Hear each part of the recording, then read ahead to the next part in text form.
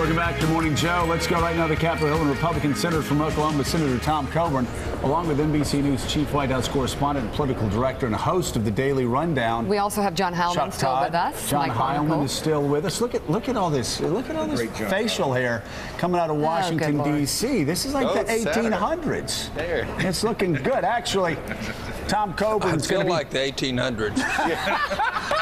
But you guys aren't they're not caning each other, Joe. If they start caning each other, then it's the 1800s. Okay, we're going to show, by the way, Chuck Todd, after this segment, the way you are supposed to drink liquids when you're on TV. Like this? We just saw it. No, I was talking more about Tom Coburn. Republicans if drinking you're going to take a drink, own the drink, and Tom Coburn owns the drink. He's got He's not looking off camera. Beautiful. That's what you do, man. Yep. Be the drink. But Joe, to defend, think about this for a moment of what Marco Rubio had to do that he probably never had to do before, and that is speak without an audience. Right. And you'd probably forget, and it's something that they didn't realize, when you don't have an audience to give you an applause break, even for 5 seconds, you don't have that moment, and suddenly I think he realized, it was a fairly long speech, he realized 11 minutes in, OS, where do I get my drink of water? I don't even know what OS means, but I can tell you that. And as a guy that has actually delivered speeches to large audiences and never gotten applause lines, I feel Marco's pain.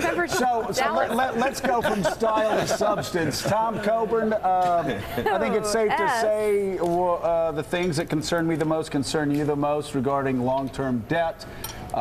Getting this country on the right track. Did you hear anything last night that gave you reason to hope? Oh, I think eventually, with time, the president's going to have to come around on entitlements. He hinted at that. He has started to try to reach out to some people for the first time in terms of really having some discussions on those. So I think that's a positive move. I mean, this was a shorter speech than what he's given in the past. It was welcome. It was. There's a lot of stuff that is counterintuitive to an expanding economy that he put in there.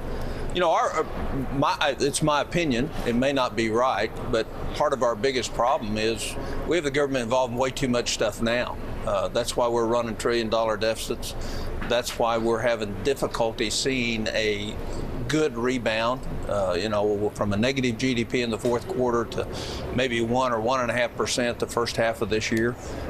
That's highly unusual given our history and where we've been and the amount of money that's been invested in the size and growth of the government. So, I thought he put forth some good ideas. I agree we need to vote on guns. Let's have the debate. Let's have it out there. Let's talk about what the Constitution says and what the Bill of Rights is and what 10th Amendment rights are and Second Amendment. I think we ought to have votes. I'm all for that. I'm confident once we have the votes that we will have fixed the real problem, not treated symptoms. So we've been talking this morning about whether the president was speaking to Congress or speaking past Congress. You said something in your first answer that's interesting. You said the president's starting to reach out more to people on the Hill. Can you expand on that? Oh, not other than I'm not going to go into specifics, but the fact is we're going to have a sequestration. There's going to be some pain because the politicians on the Hill aren't going to make cogent, smart decisions about alternatives to this until they start really feeling some pain. It's a stupid way to govern, but that's the way we're doing it right now. And I'd say the blame lies on everybody's shoulders, including the president's. But we're going to have it. And then we're going to come around and we're going to start saying, okay, we're going to start picking and choosing what's important and what's not. And we're going to start eliminating things that are, first, not of great value, and number two, things that we actually can't afford. So we're getting ready to head into the first of what's going to be several years of making very difficult decisions. And the Congress really isn't ready for it. They still don't have the courage to sit and tell their constituents, regardless of your parochial concerns, we've spent money we didn't have on things we didn't need. We can't do it anymore. And guess what? We can't keep doing what we're doing. And they haven't gotten to there yet. But the financiers of the world are going to put them there. and hopefully we'll start on our own rather than have some of the financiers of the world telling us what we'll do. All right, so Chuck Todd, given that assessment of Congress, what else could the president have done last night? I thought he made a really great case for closing loopholes and reaching out to the middle class while not getting too much in the face of Republicans for perhaps getting in the way of getting something done.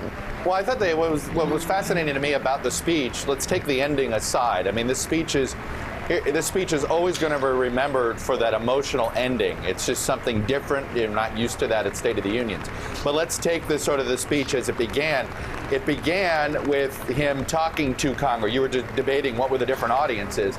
It began with him speaking to Congress, right? He began with the sequester. He began with the budget battles. But I thought he was sort of stern with Congress. Maybe he wasn't mean about it, but I thought it was at some times, to borrow a word that my old pal Savannah used, hectoring at times, sort of lecturing them. You know, you guys got to do this. You guys got to stand up. You guys got to have these. You got to fix this. We can't keep governing crisis to crisis. But then when he talked about the various ideas he had, that's when it felt like an old Bill Clinton State of the Union that was frankly very well poll tested. Because he talked about issues that Washington doesn't talk about, but that people at home care about: minimum wage, universal, the idea of pre-K, the idea of college affordability. He was talking about sort of everyday pocketbook issues that always poll test well, and yet we don't talk about here in Washington. So that's when he talked above us. Senator Coburn, yesterday, prior to the committee approval of Chuck Hagel for Secretary of Defense, there were several back and forths between various members of the panel, Senator McCaskill, but the pivot point centered around Senator Ted Cruz from Texas, who basically had a pretty personal attack impugning former Senator Hagel's patriotism, bottom line. I'm wondering, this lack of civility in the Senate, what are your thoughts on this?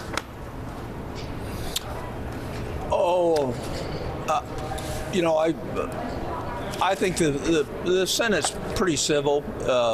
You all don't get to see what goes on behind the lines and where people kiss and make up, and where younger senators, you know, maybe step out a little further than what they might, just in terms of figuring out how you operate in the long term here.